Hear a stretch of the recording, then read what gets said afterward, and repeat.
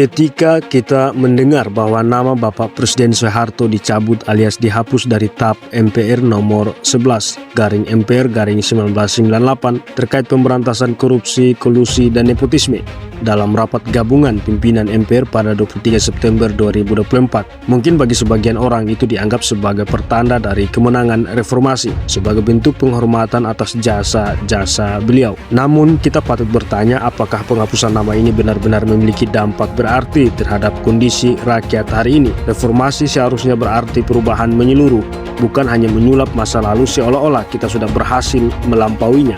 Pencabutan nama Soeharto bukanlah akhir dari perjuangan melawan korupsi, kolusi, dan nepotisme. Sistem yang mengakar sejak era Soeharto masih bercokol kuat dalam tubuh pemerintahan. Oligarki masih mendominasi, penindasan terhadap rakyat masih terjadi, dan reformasi sepertinya hanya berhenti pada upacara-upacara formal tanpa perubahan substansial. Kita perlu berpikir dan melangkah lebih jauh dengan pertimbangan sejarah yang jujur, yang tidak omong kosong, sejarah yang benar-benar diceritakan apa adanya agar generasi muda mampu berkaca pada kesalahan masa lalu.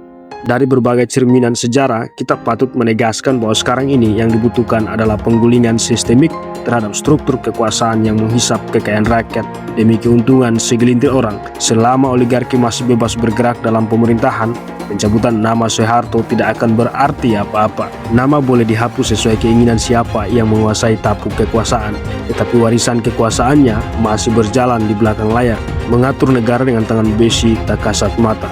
Di satu sisi, penghapusan sejarah adalah upaya pembodohan bagi rakyat, bagi generasi muda. Jangan sampai pencabutan nama ini dianggap sebagai tanda keberhasilan reformasi. Perjuangan sejati adalah menggulingkan sistem yang melahirkan tirani. Kita tidak boleh berhenti pada nama. Rakyat menuntut keadilan, bukan permainan politik yang menenangkan amarah sementara. Mari teruskan perjuangan untuk reformasi yang lebih mendalam. Kita harus meruntuhkan struktur penindasan yang menjerat kita selama ini.